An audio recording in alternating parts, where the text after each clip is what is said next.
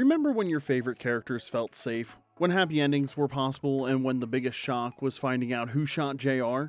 Yeah, those days are dead. Murdered by writers who discovered that emotional terrorism gets better ratings than actual storytelling. Now, we've already dissected parts 1 and 2 of shocking character deaths, and your comment section therapy sessions convinced us that we're nowhere near done processing this collective trauma. So, let's do part 3 with 6 more characters who got written off this mortal coil in ways that made us question our life choices. Now, before we rip open these old wounds, don't forget to like and subscribe because apparently we're all gluttons for punishment. Alright, let's get down to the carnage with number 6, Lieutenant McReynolds, Magnum PI, CBS. Coming in at number 6, we have Lieutenant McReynolds from Magnum PI. Now, if you grew up in the 80s, Magnum PI was television comfort food. I don't understand the problem, sir. Why don't you call the president and accept the nomination? I don't dare take the chance. Tom Selleck's mustache had better screen presence than most actors, and the show served up sun-soaked Hawaiian escapism with a side of Ferrari envy. I really had to hand it to Higgins. In less than an hour, he dug up 4 articles on Kane, gassed the Ferrari, and packed a lunch. It was the kind of show where the biggest crisis was usually whether Magnum could sweet-talk Higgins into letting him use the robin's nest for another scheme. Enter Mac, played by Jeff MacKay. He wasn't your typical Navy hard-ass. This guy was pure comic relief wrapped in military fatigues. He was goofy, loyal, and blessed with the worst timing in television history. Mac was the friend who'd show up to help you move and somehow break your grandmother's china. In a show full of international intrigue and life-or-death chases, Mac was the guy who made you laugh, which is exactly why his death hit like a tactical nuke to the feels. Picture this. Season 3, episode Did You See the Sunrise? Mac's just being Mac. Cheerful, helpful, completely oblivious to danger. He spots Magnum's Ferrari, decides to take it for a spin, and turns the ignition. Boom. Car bomb. Instant vaporization. Sunrise! It ought to be beautiful!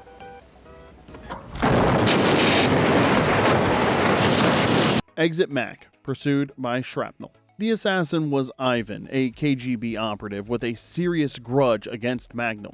But instead of getting his target, he got the one guy on the show who wouldn't hurt a fly if it was carrying nuclear secrets. Viewers weren't just shocked, they were betrayed.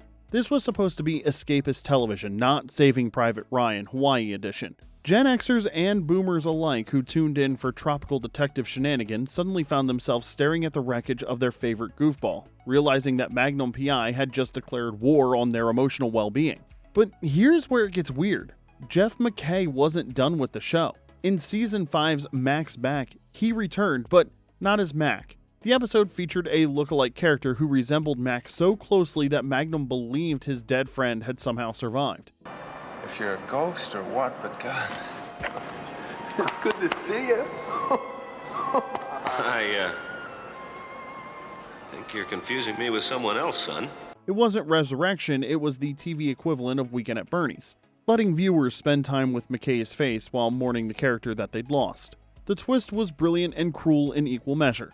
Fans got to see their favorite actor again, but every scene was a reminder of what they'd lost. It was like seeing your ex's doppelganger at the grocery store. Technically not the same person, but still emotionally devastating. Mac's death remains a watershed moment in 80s television. It proved that even the most lighthearted shows could turn savage without warning, and that comic relief characters weren't immune to narrative executions. I mean, after all, comedy sidekicks aren't supposed to explode in car bombs, especially on a show where the mustache usually does all the heavy lifting. Number 5, Dr. Derek Shepherd, Grey's Anatomy, ABC. At number 5, we present the assassination of McDreamy, a character assassination so brutal it should have required viewer consent forms and complimentary therapy sessions with every episode download. For over a decade, Dr. Derek Shepherd wasn't just Meredith Grey's husband, he was the neurosurgeon heartthrob who made medical dramas appointment television. Katie competes in beauty pageants. I know that, but we have to save her life anyway. Okay, she has no headaches, no neck pain, her CT is clean. There's no medical proof of an aneurysm. Right. But what if she has an aneurysm anyway? There are no indicators. But she twisted her ankle a few weeks ago when she was practicing for the pageant. Played by Patrick Dempsey, Derek had perfect hair, perfect bedside manner, and a smile that could cure depression without insurance. So, when Shonda Rhimes decided to kill him off, she didn't just break hearts, she committed emotional genocide. The episode was called How to Save a Life, a title so cruelly ironic, it should have been considered a war crime. It aired April 23, 2015, written by Rhimes herself, which meant you knew someone was about to get emotionally waterboarded. Derek played hero at a car accident, saved multiple lives, then got slammed by an 18-wheeler.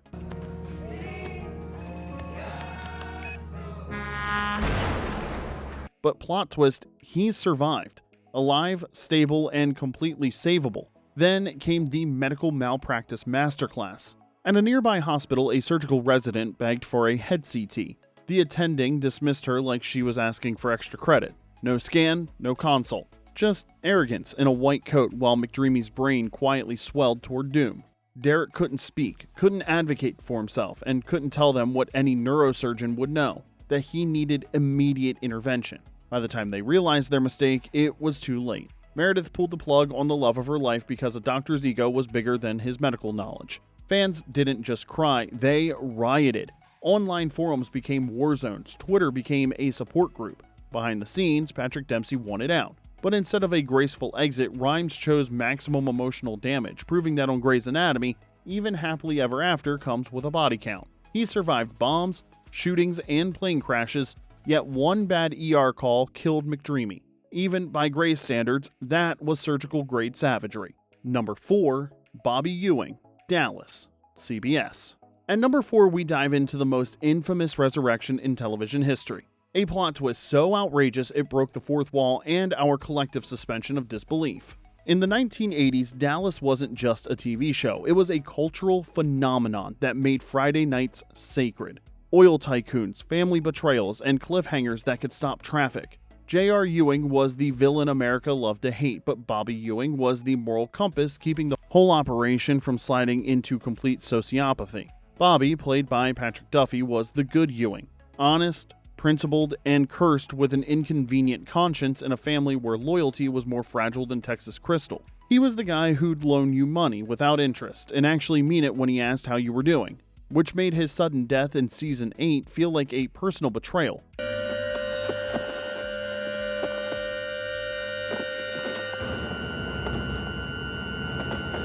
Bobby was struck by a car driven by Catherine Wentworth, sister of his ex-wife and longtime schemer with her own agenda. It wasn't random fate. It was Dallas-style family drama with fatal consequences. Bobby lingered in the hospital long enough for tearful goodbyes with Pam and the family, then slipped away. You take care, Christopher. Fans mourned like they'd lost a real family member. Magazines treated it like a national tragedy. And for a generation raised on Dallas drama, Bobby's death was the day television grew up and broke our hearts. The show limped through season 9 without him, ratings tanked faster than oil prices in a recession. Behind the scenes, everyone knew they'd made a catastrophic mistake. Co-star Larry Hagman, JR, pushed hard for Duffy's return and eventually the actor agreed to come back. But how do you resurrect a character who died on screen? Enter the most audacious retcon in TV history. Season 10 opening episode. Pam walks into her bathroom, opens the shower door, and there's Bobby. Alive, wet, and completely confused about why she's screaming. The reveal was that all of season 9 was just Pam's dream. An entire season, 12 months of storylines, character development, and plot advancement, most of it gone, erased, retroactively fictional.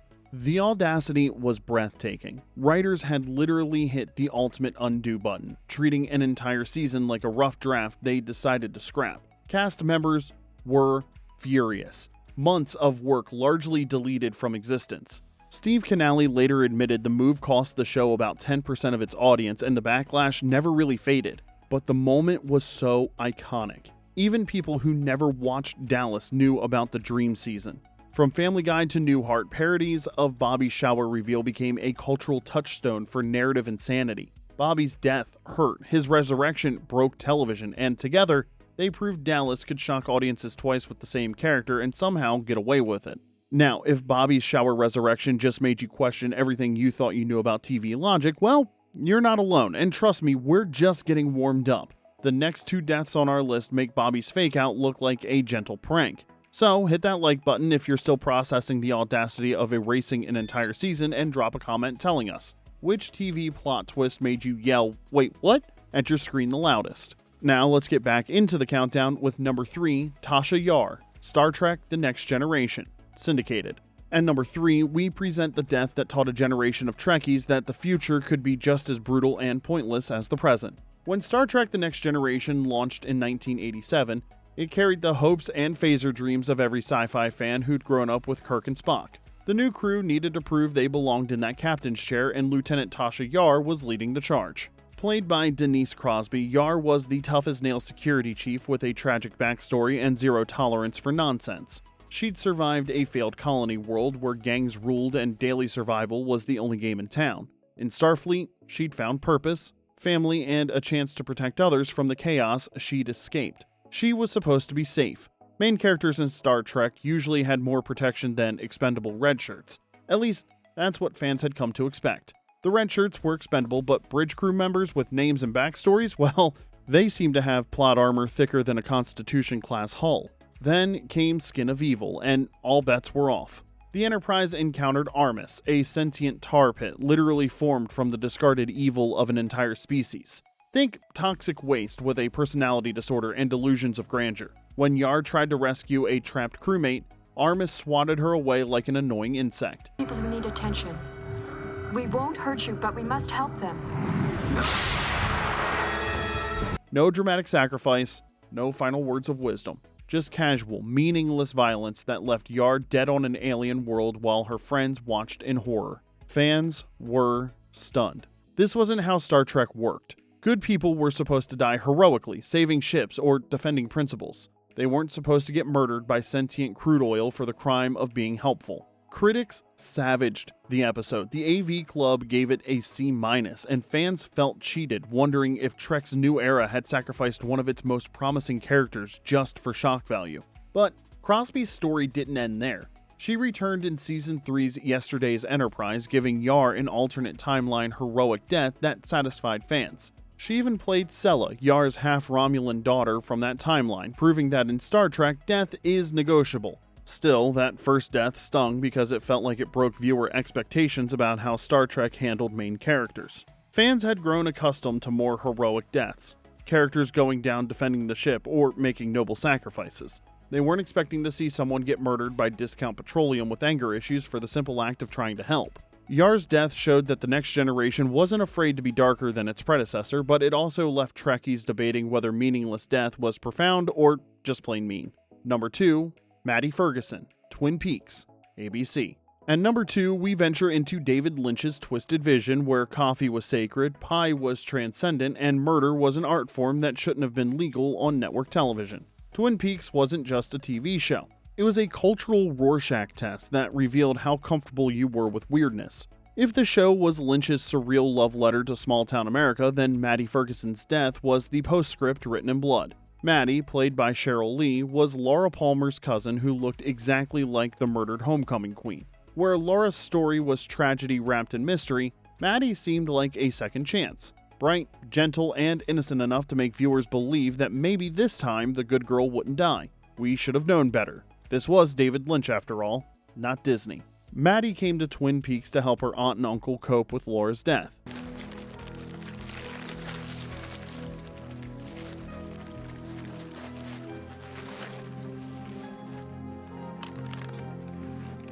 She was everything Laura pretended to be. Genuinely kind, unspoiled by the town's darkness, and blissfully unaware that she'd walked into a nightmare wearing her dead cousin's face. For a while, she brought light to the Palmer household.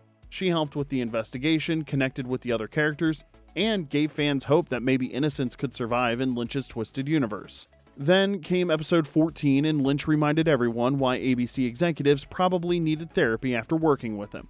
Leland Palmer, Maddie's uncle, possessed by the demonic entity Bob, murdered her in one of the most disturbing scenes ever broadcast on network television. The scene didn't just show violence, it wallowed in it.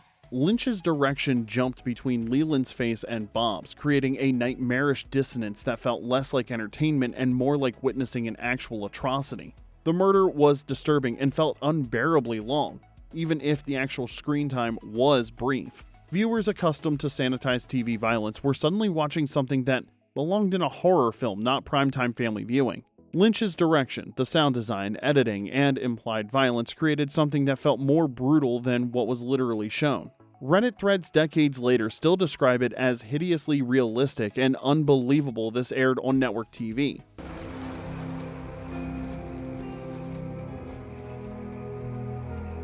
The scene didn't just shock, it traumatized. Gen Xers and early millennials who'd made Twin Peaks their obsession can still recall exactly where they were when they first saw it. It was the TV equivalent of getting punched in the face during a poetry reading. Network television wasn't supposed to show demons murdering family members in graphic, lingering detail, but Twin Peaks never cared about what was supposed to happen, and Maddie's death made sure we never forgot that Lynch's universe had different rules, all of them written in blood. Number 1, Adriana Cerva, The Sopranos, HBO. And our number 1 most devastating character elimination goes to Adriana Cerva, the death that proved even in a show full of killers, the cruelest murder was always betrayal. The Sopranos was populated by monsters, murderers, extortionists, and sociopaths who treated violence like a business expense. But Adriana, played by Drea de Matteo, wasn't any of those things. She was Christopher Moltisanti's girlfriend, the flashy, big-haired Jersey girl who loved a made man with her whole heart, even when he treated her like an accessory to his criminal lifestyle. She was funny, vulnerable, and heartbreakingly loyal, which made her death in Season 5 feel like watching someone kick a puppy while it tried to lick their face. Adriana's tragedy began when the FBI cornered her, leveraging a drug charge to flip her into an informant. Caught between federal prosecutors and the mob family she'd grown up around, she became the human equivalent of being stuck between a rock and a harder place, armed with machine guns. For episodes, viewers watched her squirm under the impossible weight of keeping secrets from Christopher while feeding information to Agent Sanseverino. The tension was unbearable, like watching someone juggle chainsaws while walking a tightrope over a pit of sharks. Then came long-term parking, and The Sopranos reminded everyone that happy endings were for Disney movies, not HBO dramas. About a year ago, or maybe, I don't know. I was arrested. For what? What are you talking about? For drugs.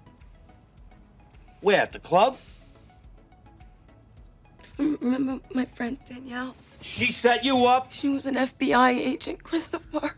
Adriana finally told Christopher the truth, believing love would conquer all and they could escape together. She packed her bags, dreamed of a life beyond mob politics, and actually thought she might get a happy ending. Christopher confessed everything to Tony. Tony gave the order, and Silvio volunteered to take her for a ride. What followed was television brutality disguised as character development. Silvio driving her into the woods along Interstate 287 with Adriana pleading for her life, and then silence. No dramatic music, no last-minute salvation, just the sound of a gunshot and the end of innocence. Come on. No, Come please. Where you fucking going? Please. Come on, come on. No. Cunt. Please.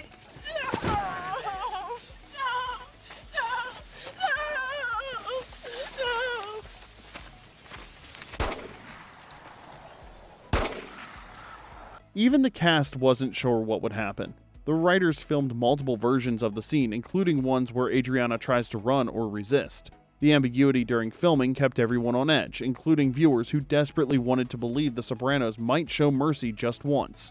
But when the final version aired, there was no escape, no last-minute salvation. Adriana was gone, buried in the Jersey woods like yesterday's newspaper. For late Gen X and older millennials deep into prestige TV's golden age, her death became a defining "where were you when it happened" moment. The betrayal cut deeper than any of Tony's murders because Adriana represented everything good about loyalty and love in a world designed to destroy both. She wasn't collateral damage in a mob war, she was the heart getting ripped out of a show that had already proven it had no soul. Drea de Matteo won an Emmy in 2004 for Outstanding Supporting Actress, proving that brilliant performances could come from characters destined for dirt naps. Fans may never forgive what happened to Adriana, but they'll never forget her either. And there you have it. 6 more shocking TV character deaths that turned comfort food into emotional warfare. So which of these deaths wrecked you the most? Was it Bobby's shower fake-out that broke television logic, or maybe it was Adriana's betrayal that proved love really can't conquer all? Drop your trauma in the comments section below. The Remember When community loves group therapy sessions. Oh, and if you enjoyed this emotional demolition derby, don't forget to like, subscribe, and hit that notification bell, because apparently we've got plenty more classic TV heartbreak coming your way. Until next time, this is Remember When.